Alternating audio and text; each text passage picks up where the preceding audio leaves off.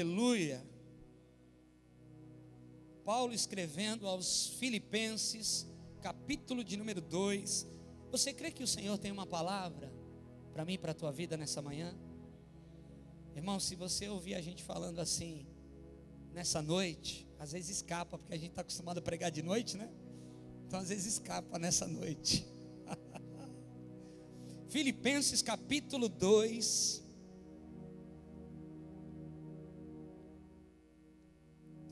Eu costumo dizer que o pessoal da manhã é mais comportado, né? Mais quietinho. Não sei se é o sono. Acho que o louvor da manhã tem que vir num rompimento, viu? Tem que vir para quebrar tudo. O pessoal dá uma despertada. Vou falar para o pessoal do louvor, só cantar louvor de celebração na parte da manhã. Só celebração. Só para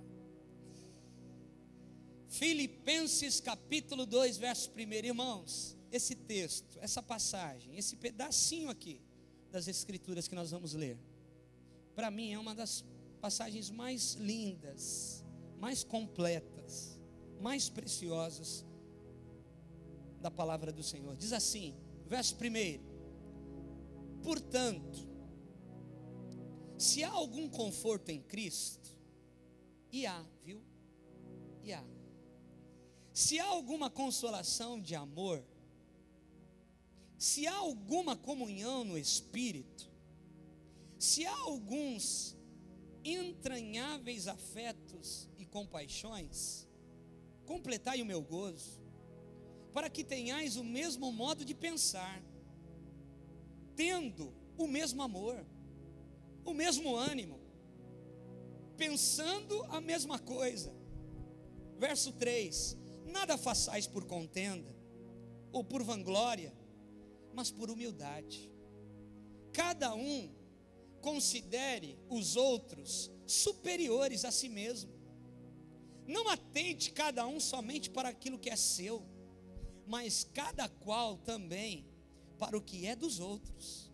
De sorte que haja em vós o mesmo sentimento que houve em Cristo Jesus, que sendo em forma de Deus, não teve por usurpação ser igual a Deus, mas a si mesmo se esvaziou, tomando a forma de servo, fazendo-se semelhante aos homens, e achado na forma de homem, repita comigo, e achado na forma de homem, aleluia, humilhou-se a si mesmo, sendo obediente até a morte, e morte de cruz, pelo que Deus o exaltou soberanamente, e lhe deu um nome, aleluia, que é sobre todo nome, para que ao nome de Jesus se dobre todo o joelho, dos que estão nos céus, olha aí, na terra e debaixo da terra, e toda língua confesse, repita comigo, e toda língua confesse, que Cristo Jesus é o Senhor, para a glória de Deus Pai. Aleluia. Fiel é o Senhor, fiel é a sua palavra. A tua palavra está diante de nós. Fala conosco, Pai, de uma maneira poderosa nessa manhã. Nós te agradecemos e te bendizemos, e só quem crê diga glória a Deus. Você pode tomar o seu assento em nome de Jesus.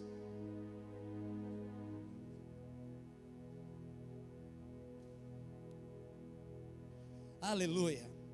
Amados, deixa eu falar algo aqui antes de nós entrarmos na palavra.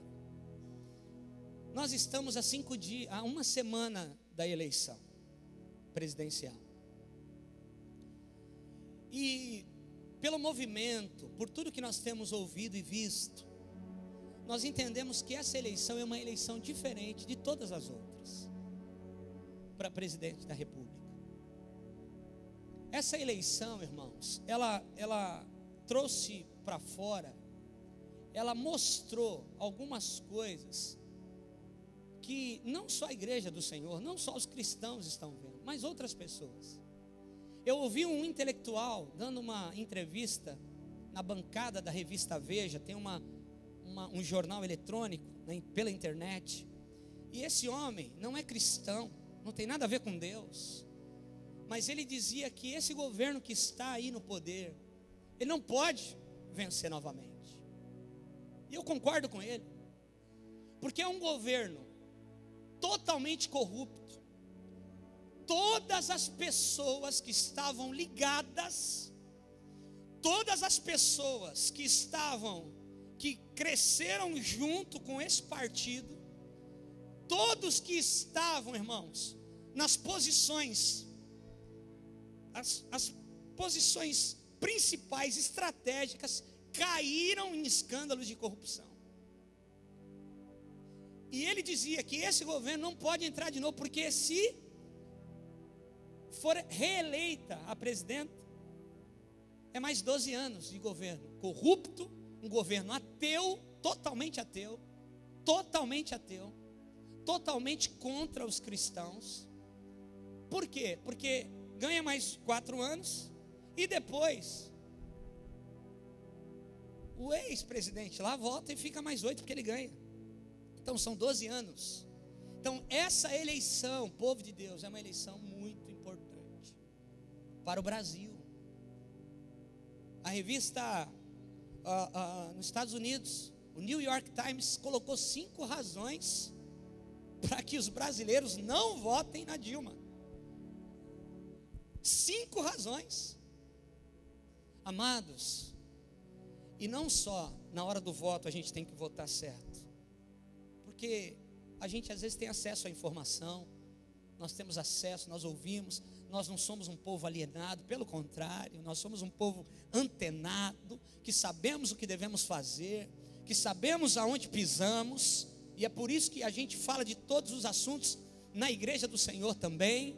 Nós não pedimos voto para ninguém aqui, nunca fizemos isso, mas existe um momento dessa nação, e isso envolve a igreja do Senhor, porque, amados, nós precisamos nessa semana orar. Nós como igreja, nós precisamos entrar na fenda da rocha e pedir perdão pelos pecados da nossa nação. Você está entendendo o que eu disse? Nós como igreja do Senhor precisamos entrar na fenda da rocha e essa semana pedirmos perdão pelos pecados da nossa nação. Nós podemos fazer isso, viu? Você pode entrar na brecha para pedir perdão pelos pecados da sua nação, como um homem e uma mulher de Deus que você e eu somos. Dia 4 de outubro, sábado que vem, é o Dia Nacional do Arrependimento. Todas as igrejas evangélicas do Brasil e muitas do mundo inteiro vão ter um dia de clamor e de arrependimento pela nação brasileira. Irmãos, dia 3 de outubro é a nossa vigília. É a nossa vigília. Na vigília nós vamos ter um tempo aqui, irmão, de clamor, de oração, de choro, de pranto, de colocarmos a nossa vida diante de Deus, para que a nossa nação, para que a gente possa, irmão, como igreja, orar, para que Deus venha abençoar a nossa nação. E isso está nas nossas mãos, viu? Igreja do Senhor, a igreja do Senhor precisa orar por essas eleições, em nome de Jesus. Amém? Outra coisa, esqueci de falar para o Salder. Quinta-feira que vem, nós vamos ter aqui um estudo sobre as 4 luas de sangue. A pastora Tetê, o presbítero Luiz vão trazer um estudo sobre as 4 luas de sangue. Irmãos, não dá tempo de eu te explicar, né? Nós vamos entrar na palavra aqui, mas isso diz respeito à volta de Jesus. A Bíblia diz que o céu é o mural de Deus, a gente tem esse entendimento. E existem sinais proféticos da volta de Jesus. E nós como igreja precisamos entender o que está acontecendo, para que a gente não fique aí como as imprudentes, as noivas imprudentes. O que salvou as 5 noivas de entrarem para as bodas do Cordeiro foram a reserva de azeite. E eu e você precisamos ter a reserva de azeite. As 10 eram noivas, as 10 estavam vestidas de noiva, as 10 tinham lá a lamparina. Só que o que impediu de 5 entrarem foi era a reserva de azeite. E o que é a reserva de azeite? É a unção de Deus. é o poder do Espírito Santo. Eu preciso ter essa reserva de azeite. Você precisa ter essa reserva de azeite. Amém? Amados, o apóstolo Paulo aqui, ele estava escrevendo para os filipenses, e ele estava lembrando os filipenses cristãos do seguinte. Ele estava dizendo, a partir do verso 1: há algum conforto em Cristo? É claro que há. Há alguma consolação em Cristo? Olha aqui para mim, quem nunca viu alguém colocando água para o pastor, diga aleluia. Há algum conforto em Cristo? Aleluia. Então eu vou falar o que Paulo falou e você vai dizer aleluia. Amém? Há algum conforto em Cristo? Não, mas esse aleluia está muito xoxo, muito fraquinho. Há algum conforto em Cristo? Há algum consolo em Cristo? Há alguma comunhão no Espírito? Há algum entranháveis afetos e compaixões em Cristo? Em Cristo. Então ele estava dizendo assim: isso tudo nós temos experimentado. Preste atenção, irmãos, no que eu estou dizendo aqui, no que o Espírito Santo está falando conosco. Então Paulo estava dizendo: há conforto em Cristo? Claro que há. Há compaixão em Cristo? Claro que há. Há consolo em Cristo? Claro que há. Há consolação em amor? Claro que há. Aí ele estava dizendo como apóstolo que ele era: se nós estamos experimentando tudo isso, o amor de Cristo naquela hora que a gente precisa do amor, o consolo, Eduardo, do Senhor Jesus, que a gente sabe qual é, naquela hora decisiva, e a gente sente o consolo que só o Senhor pode trazer ao nosso coração, à nossa vida, aleluia. E eu tenho certeza que você já sentiu isso. Ele estava dizendo: se você sentiu conforto, se você teve compaixão, se você sentiu a compaixão de Jesus por você algum dia da sua vida, e as pessoas entendiam e concordavam com ele, aí ele diz o seguinte: então completem a minha alegria. Como apóstolo, completem a minha alegria, fazendo o quê? Algo que estava faltando no meio da igreja. E aí ele começa a listar algumas coisas aqui: o amor de uns para os outros, a concordância de coração de uns com os outros, o trabalhar junto, unidos por um propósito, pela causa de Cristo, juntos, unidos. Ele começou a cobrar a igreja dessas coisas. Que vocês tenham uma somente.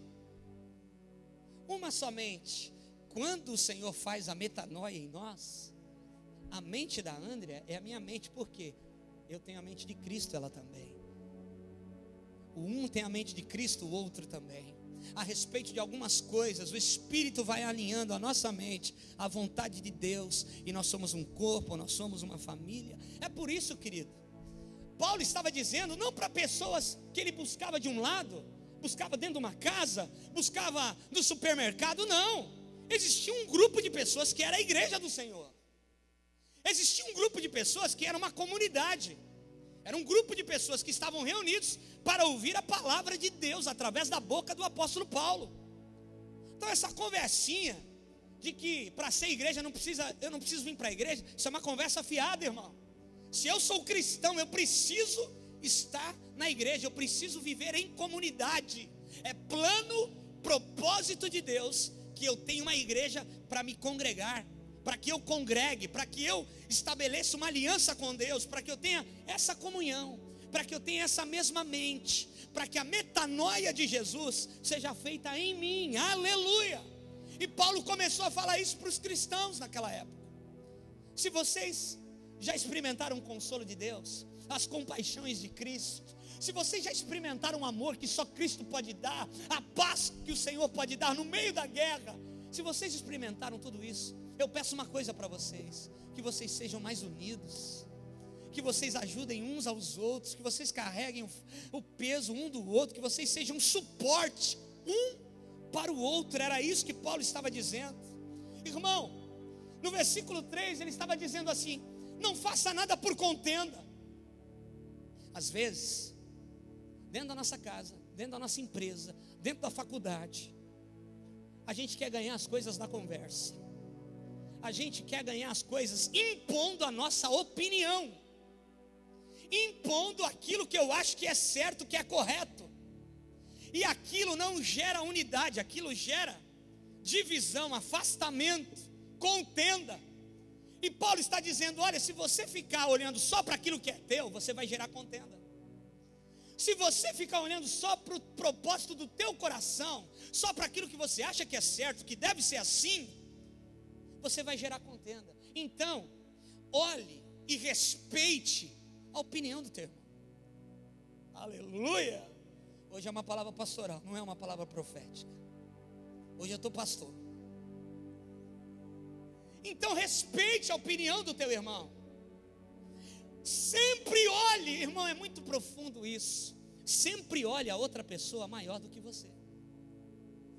O que ele estava dizendo com isso? Existem muitas pessoas hoje, irmão, que se sentem rebaixadas, que se sentem inferiorizadas diante de alguém. Não era isso que Paulo estava dizendo. Paulo estava dizendo, Roberto, que se você sabe quem você é em Cristo,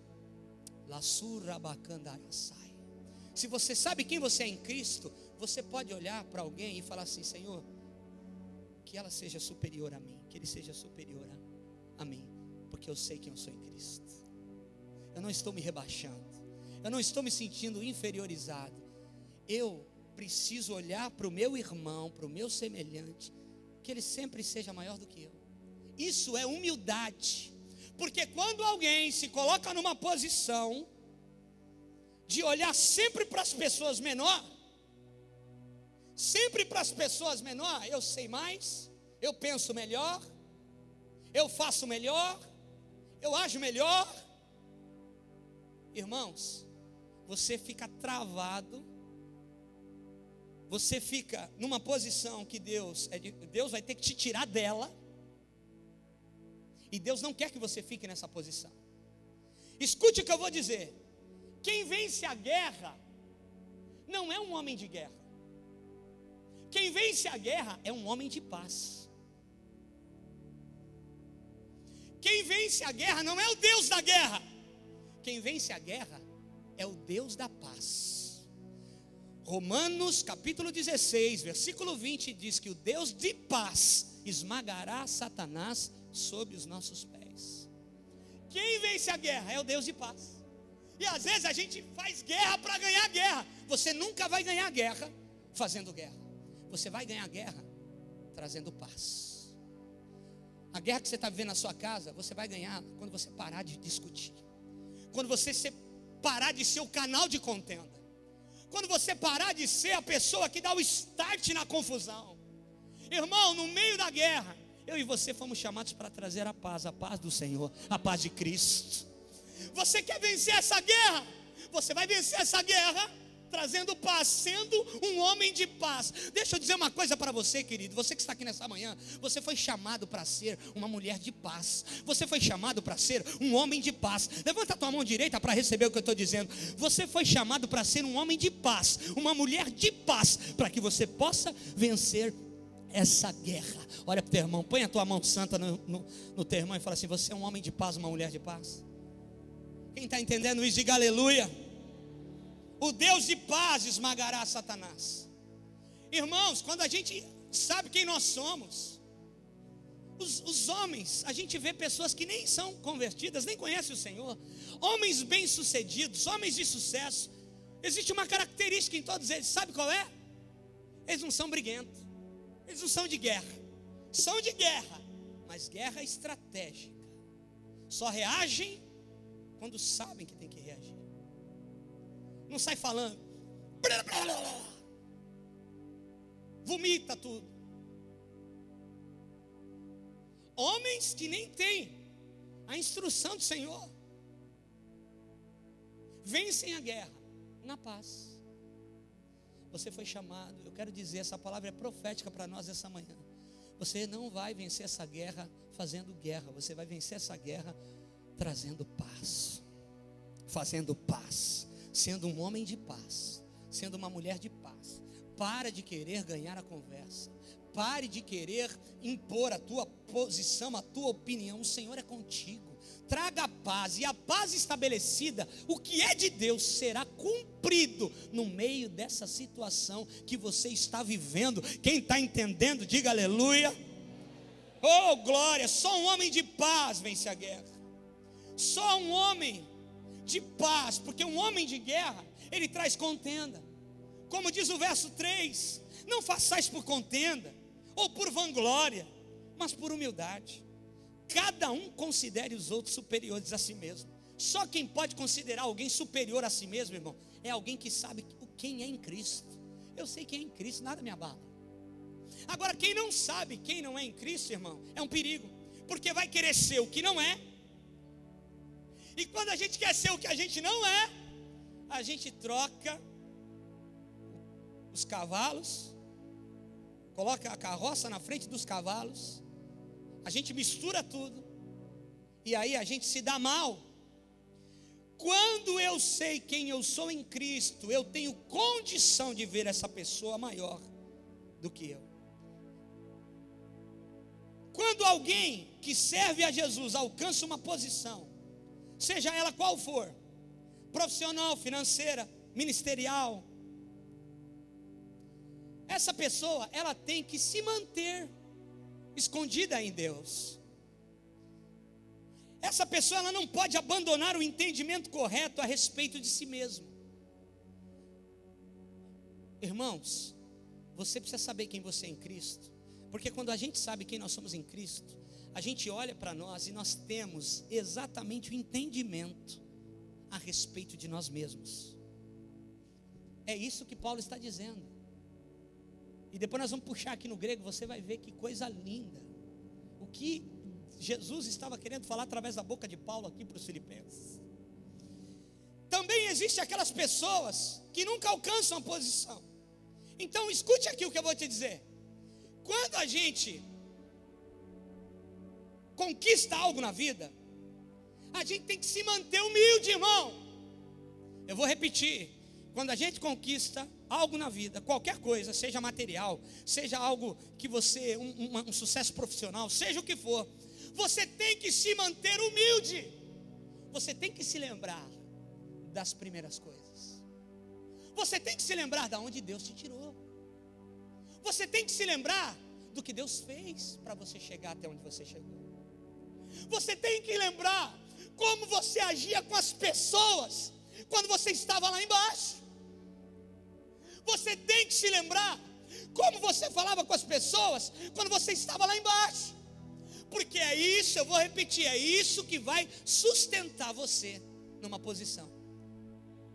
É isso que vai sustentar.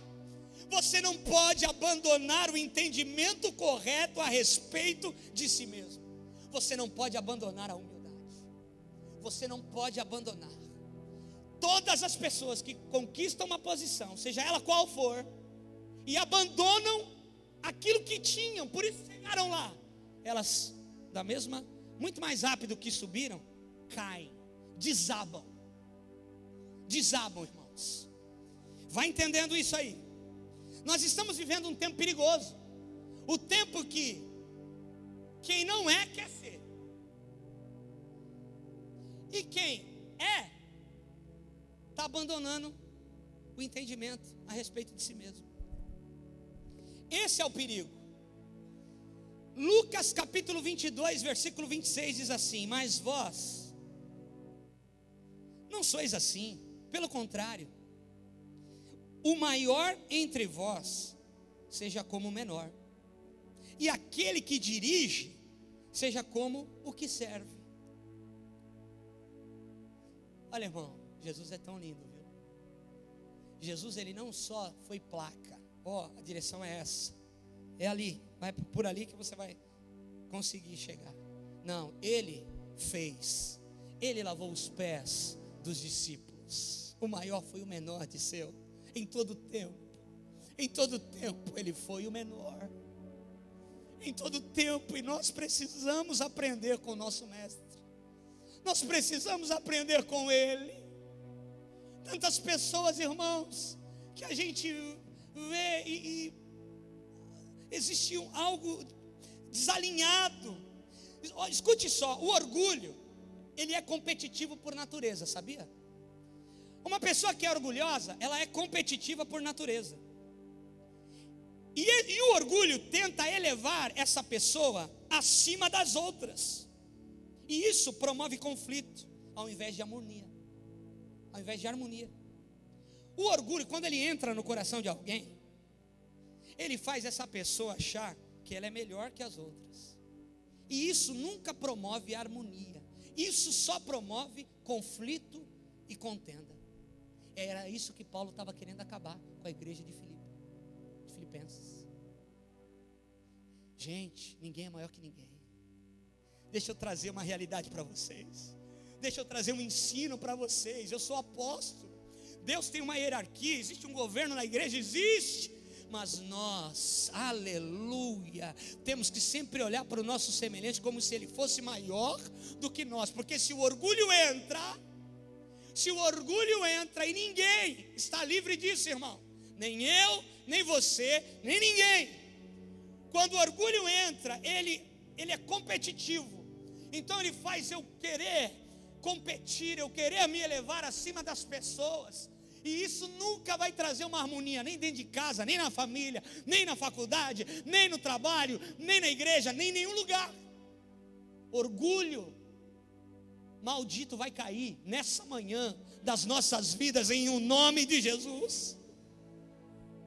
Ao contrário do orgulho, a humildade, irmão, ela aceita o lugar de serviço. Eu vou repetir para você dar um glória a Deus, por favor. A humildade é um lugar, aceita o lugar de serviço.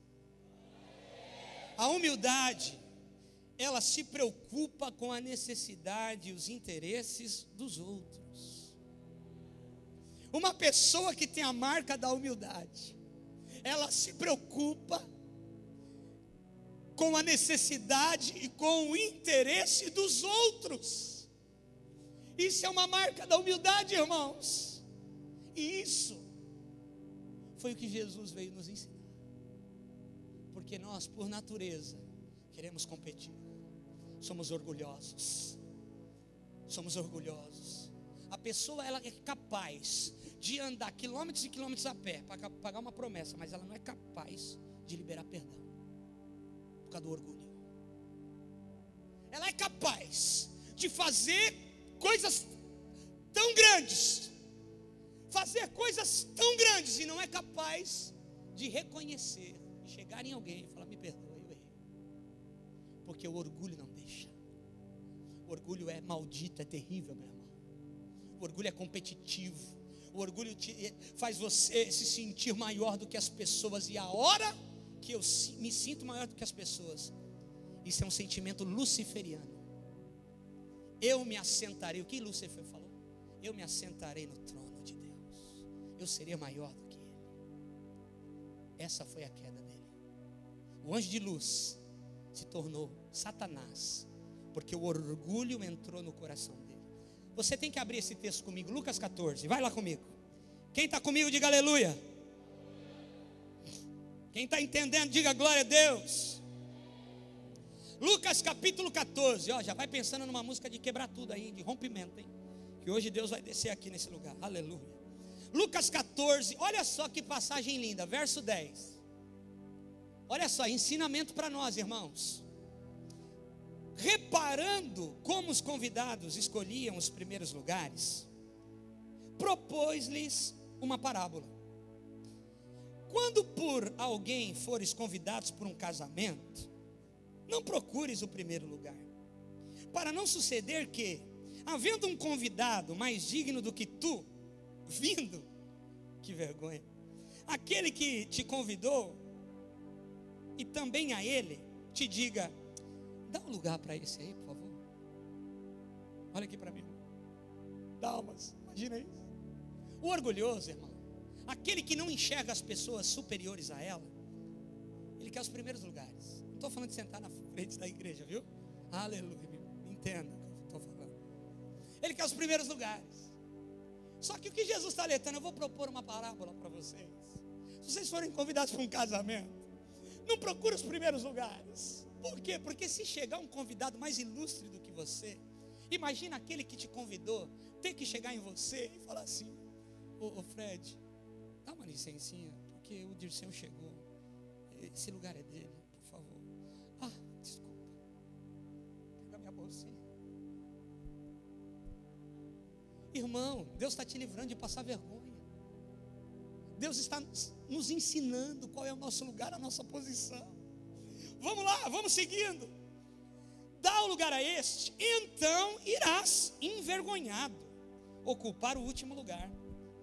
Pelo contrário, olha só, quando fores convidado, vai tomar o último lugar, para que quando vier aquele que te convidou, te diga: amigo, senta mais para cima. Aleluia! Não é muito melhor, irmão, você sentar no último lugar e o convidado falar: rapaz, não, você não pode estar aí não, fica aqui por favor, seu lugar é aqui pertinho de mim, do que você sentar na frente e o convidado chegar: ô rapaz, por favor, o rapaz, esse lugar é do outro, por favor, vai lá para trás. Olha que coisa, irmão, simples, mas tão profunda, que nós precisamos usar no nosso dia a dia. Aleluia, quem pode dar uma glória a Deus aí? Vai tomar no último lugar, porque quando vier aquele que te convidou, ele vai te dizer: amigo, senta-se mais para cima. Ser-te-á isto por honra diante de todos os demais convidados, pois todo o que se exalta será, repita comigo em voz alta, com voz de FM, pois todo aquele que se exalta será humilhado, e todo aquele que se humilha será exaltado. Põe a tua Bíblia no teu colo e aplauda Jesus de Nazaré. Isso é uma verdade. Isso é uma verdade verdadeira. Deixa Deus te exaltar.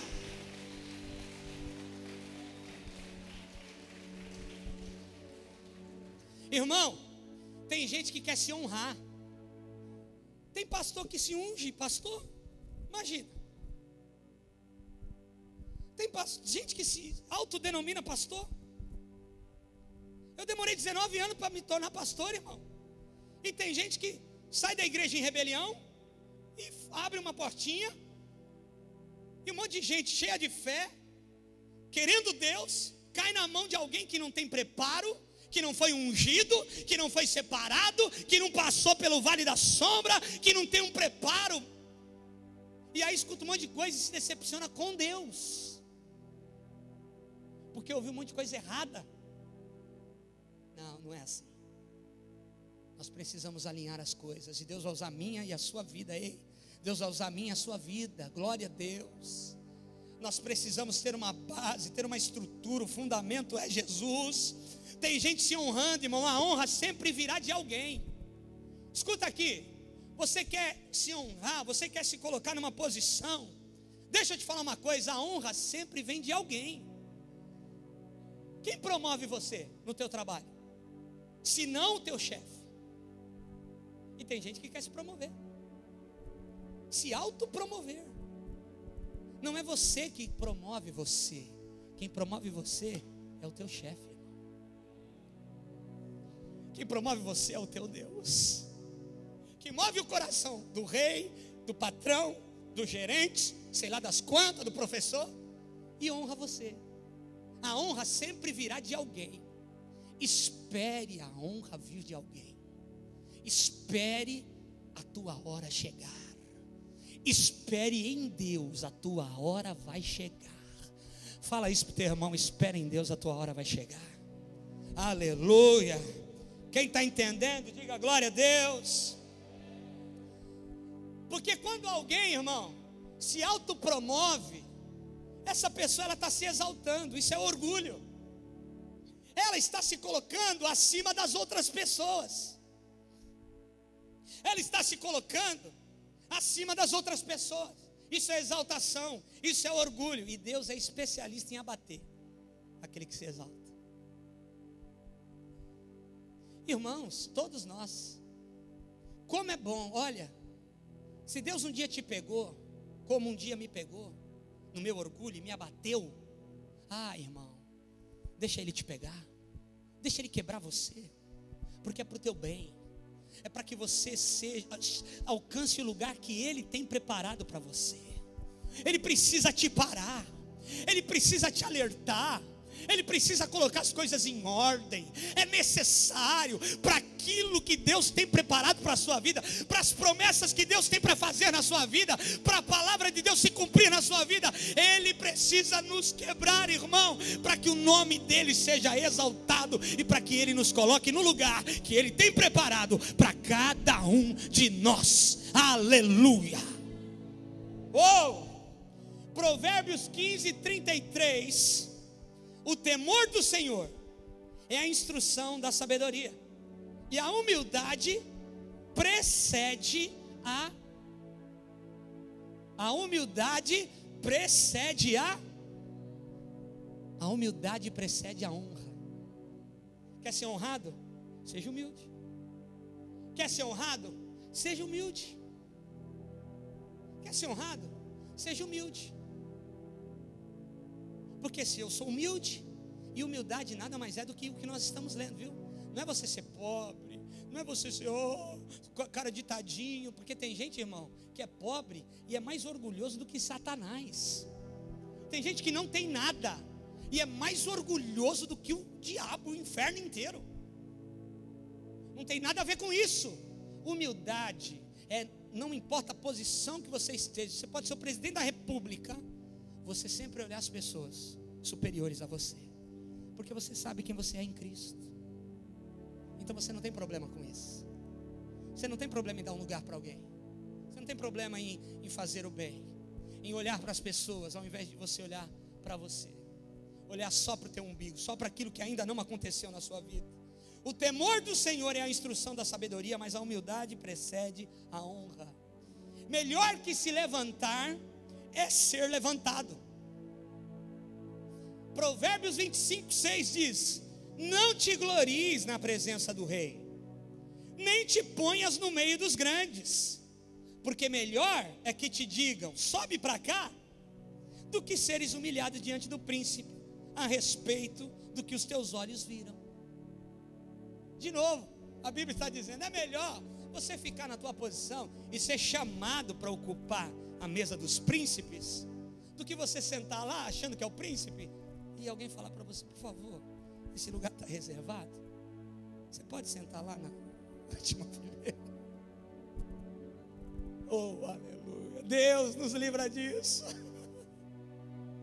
Deus nos perdoa. Humildade, a vida cristã é baseada, é alicerçada em humildade. Eu vou repetir, a vida cristã é baseada, é alicerçada em humildade. Miqueias 6:8 diz, ele te declarou, ó homem, o que é bom? O que é que o Senhor pede de ti? Que pratiques a justiça, que ames a misericórdia e que andes humildemente com o teu Deus. Seja humilde, ande em humildade, o Senhor vai te honrar. Seja humilde. Se você ainda não tem nada, que você conquistou, para que você tenha orgulho, então é nessa hora que você tem que guardar e saber quem você é em Cristo. E o que você pensa de você mesmo, você tem que saber, é agora, se ainda nada aconteceu. E se já algumas coisas já aconteceram, se Deus já te honrou, se você já ocupou uma posição que você buscou, que você esperava, algumas coisas já aconteceram. Deixa eu te falar, nunca se esqueça de onde Deus te tirou, quem você era e o que Deus está fazendo na sua vida. Quem está entendendo isso, diga aleluia. Nunca se esqueça. Nós não podemos nos esquecer, irmão.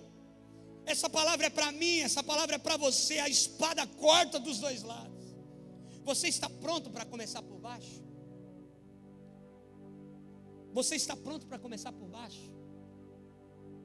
Deixa eu te falar, não sei se você é chefe, se você é patrão, se você é empregado.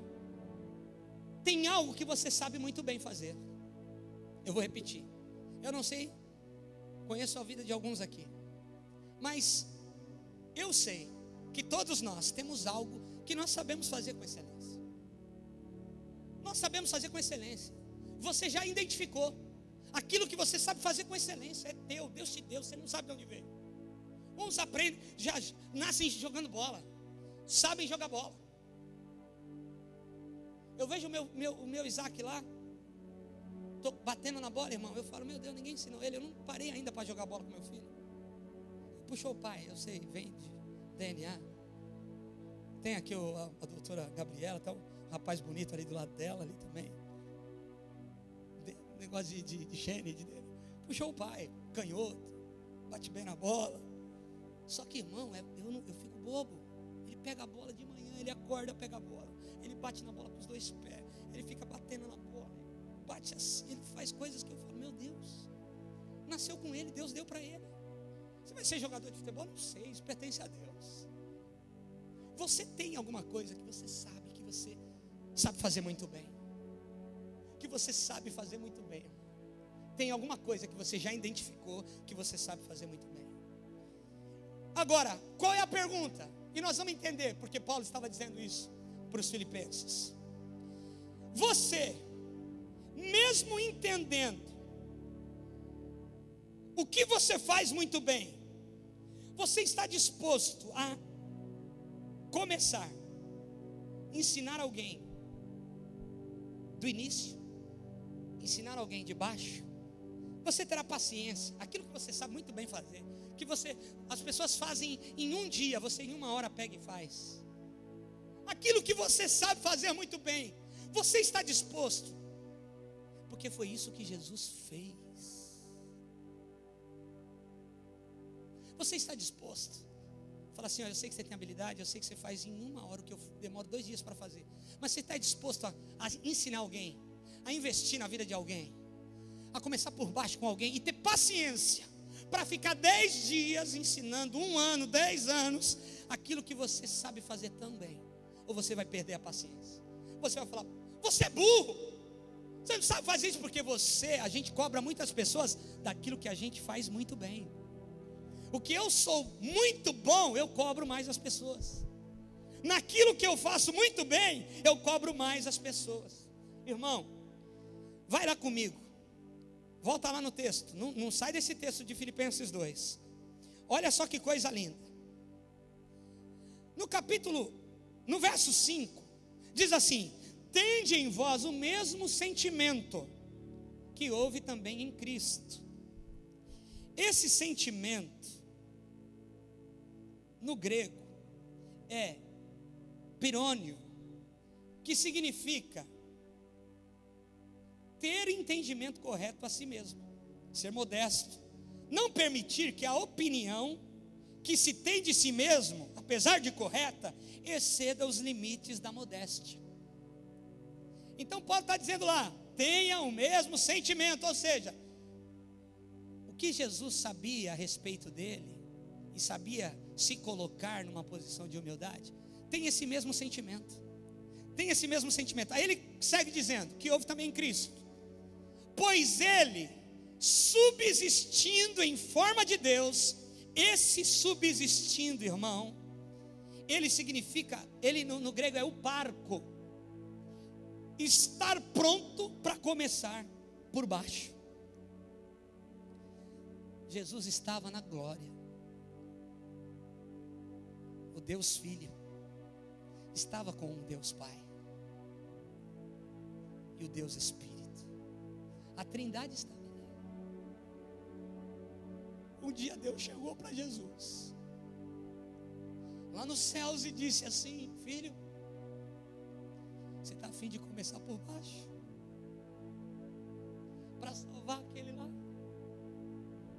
para salvar aquela? Você está a fim de começar por baixo? Você está a fim, filho, de se despojar de toda a sua glória, de todo o teu poder, para ser alguém como Ele, mas para olhá-los maior do que você? Sabe o que Jesus falou? Eu estou disposto. Eu vou começar por baixo. E eu vou ensiná-los tudo o que eles devem fazer. E ele veio. É por isso que ele não nasceu num palácio. Ele nasceu numa manjedoura. É por isso que ele não nasceu numa família rica.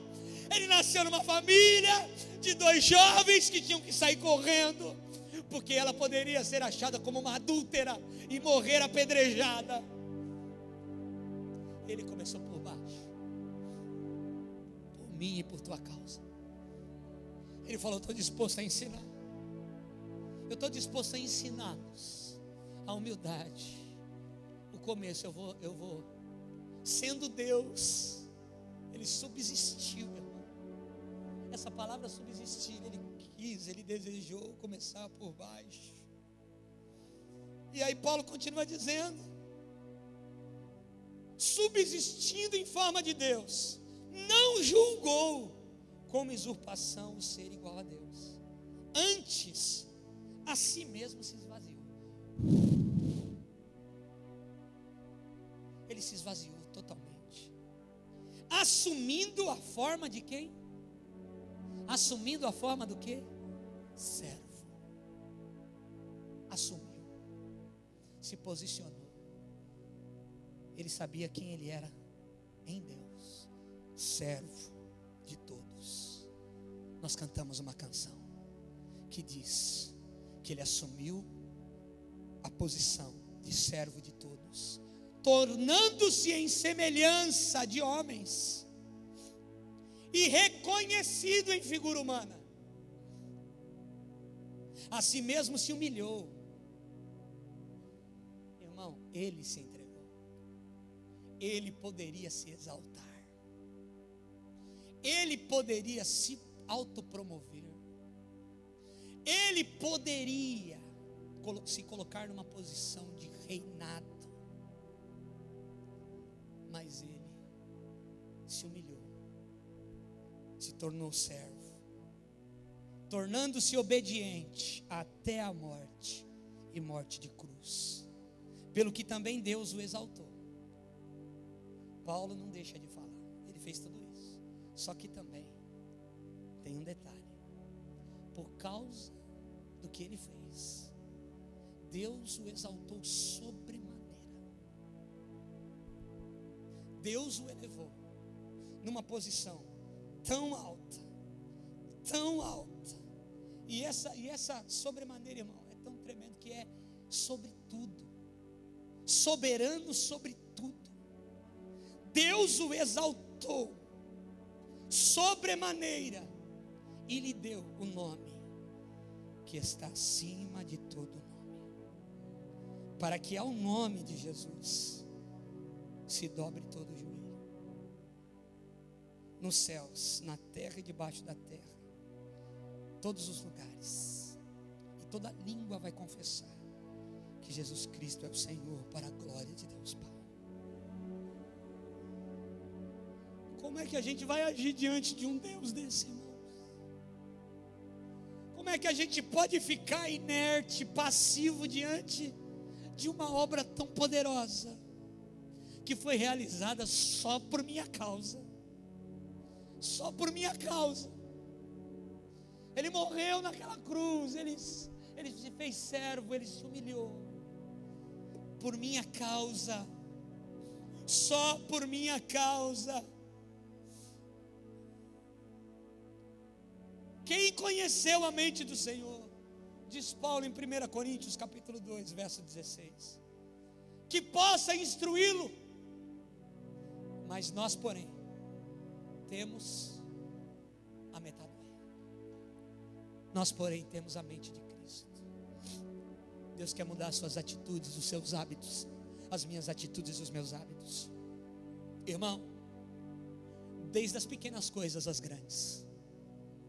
Você joga papel para fora da janela do carro? Nunca mais faça isso, porque isso fere a santidade de Deus. Você é um cristão, você não é um enganador como tem muitos por aí.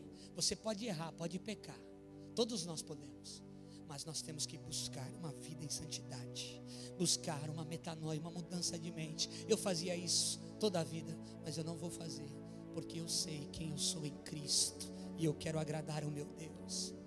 Você compra CD pirata? Ai, pegou essa. Não faça mais isso. Nunca. Não baixe filme da internet. Eu vou falar. Não baixe filme da internet que ainda está à venda, que não está disponível, que você não pode baixar. Você está lesando alguém. Tem alguém que foi autor, tem alguém que foi produtor, tem alguém que deu dias ali para ser o ator, tem alguém que traduziu, tem alguém que merece o dinheiro daquele trabalho. Você não pode fazer isso. Eu não posso fazer isso. Compre, pague, dê valor, honre quem trabalhou, porque digno é o obreiro do seu salário. Quem está me entendendo, diga aleluia. Você está acostumado a furar fila? Dá um jeitinho, a fila do banco está muito grande. Pega ele, Jesus, pega eu. Está louco para achar alguém que você conhece? Ai meu Deus, eu estou com pressa, não tem ninguém na fila que eu conheço. Está louco? Ei, cristão, os olhos do Senhor estão em todos os lugares. Ele está lá no teu quartinho, está lá na fila do banco, está lá dentro do ônibus, Ele está aqui, Ele está em todo lugar.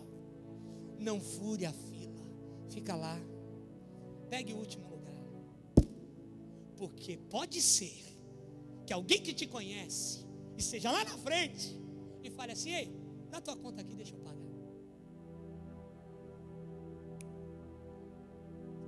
Entendeu isso? Não tente ocupar os primeiros lugares, se posicione e Deus vai chamar. Eita Deus que fale, os crentes se calam, aleluia. Você que está acostumado a colar na prova, ai.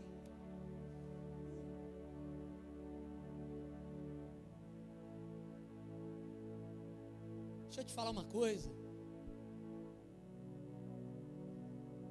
Se eu fosse cristão quando eu estudava, ia ser uma prova isso para mim, porque eu colava. Deixa eu falar uma coisa. Não cola não. Estuda. Faz a tua parte. E essa mente de Cristo vai trazer à memória aquilo que te dá esperança. Vai trazer à memória aquilo que você leu. Leia, faça a tua parte, estude, se prepare. Na hora da prova, você pode estar nervoso, você pode estar ansioso, aflito, mas você vai sentir uma presença tão gloriosa de Deus. E Deus vai te lembrar dos textos, da passagem, de onde você tem que ticar, que pôr o xizinho. É ali, o Senhor vai te dar a direção, se você fez a sua parte. Quem está entendendo, diga aleluia. Você que bate o ponto do colega,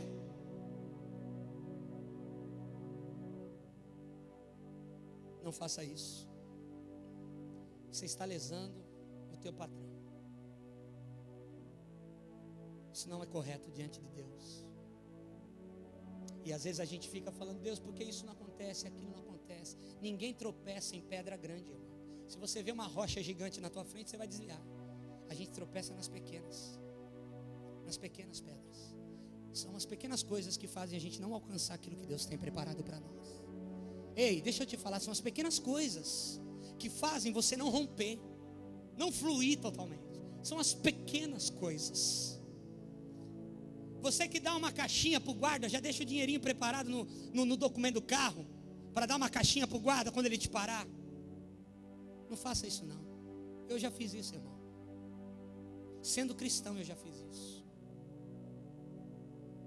E eu me arrependi. Porque você dá um dinheiro aqui e você perde muito mais ali. Você faz algo aqui que você acha que vai te livrar de algo, é melhor você falar: multa aí, multa, pode multar. Eu estou errado, tem que multar. Porque depois você gasta com remédio, você gasta com carro quebrado, com geladeira quebrada, com forno quebrado, com não sei o que quebrado. E Deus está vendo. Ei, Deus está vendo. Não tem para onde correr. Ei, deixa eu te dizer uma coisa. Não tem para onde você fugir. Ele está de olho em você. Olha para o teu irmão e fala assim: vai se converter, rapaz. Chu! Você que apresenta atestado médico falso, pecado, está errado. Você que faz o gatinho lá da TV a cabo, ladrão, igualzinho o ladrão, o bandido, igual o ladrão que está preso lá. Nós somos ladrões, nós roubamos se fizermos isso. Somos ladrões. Metanoia, irmão. Deus quer mudar tudo. Eu era alguém, eu não posso ser. Ainda tem resquícios, vai para a cruz. Ainda tem resquícios, tem coisas que é mais difícil a gente deixar. Tem coisas que é mais difícil a gente deixar, mas eu tenho que ter a consciência. Eu preciso deixar isso. Isso não agrada a Deus. Isso me impede de receber as bênçãos e as promessas do Senhor na minha vida. Eu preciso ir para a cruz, eu preciso. Irmão, você que namora, você tem que ter um namoro santo diante de Deus. Não dá para a gente namorar e se abrasar, como diz Paulo. É melhor que case. Casa logo. Casa. E o teu relacionamento sexual com teu marido vai ter anjos ali aplaudindo e falando: glória a Deus, rompe mesmo, vai para cima, eu sou contigo. Deus faz isso, irmão. Deus se agrada. Um relacionamento sexual entre marido e mulher, casados. No namoro não, no noivado não. Deus se afasta. Sabe quando a gente está com o carro com problema? E aí o carro dá mais um problema, aí você vai gastar quinhentão no mecânico. E você fala: quer saber, eu já vou vender ele logo, vou dar um somebody love aqui e vou vender ele rapidinho. Irmão, não faz isso não, porque você vai gastar mais depois. Arruma ele e vende ele arrumado. Eu sei que tem gente que não faz. Eu sei que tem gente que tudo isso que eu falei aqui faz certinho, entendeu isso. Mas como pastor eu preciso falar, porque tem gente que ainda não entendeu. É que nem crente que não dá dízimo, irmão. Misericórdia, não entendeu. Não entendeu a vida cristã. O reino de Deus não entendeu nada. Não entendeu. Não é dizimista, não é ofertante na casa do Senhor. Não entendeu. 10% é do Senhor. Devolve para Ele, é dele. Aonde? Na onde você desplantou. Se você é membro aqui, você dizima aqui. Se você é membro na Batista, você dizima na Batista. Se você é membro na Apostólica, não vou falar só o nome de 2 igrejas, mas as outras você pode ser membro de todas. Você dizima, irmão.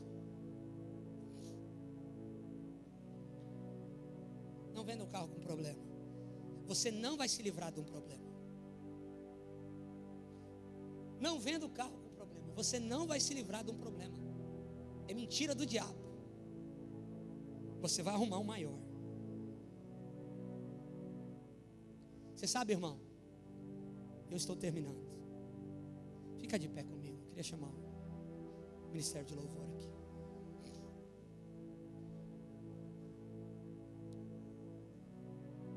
Deixa eu falar algo aqui.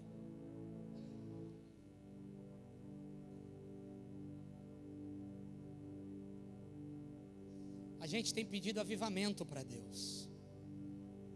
O que Deus tem feito na nossa igreja é algo poderoso. É algo diferente.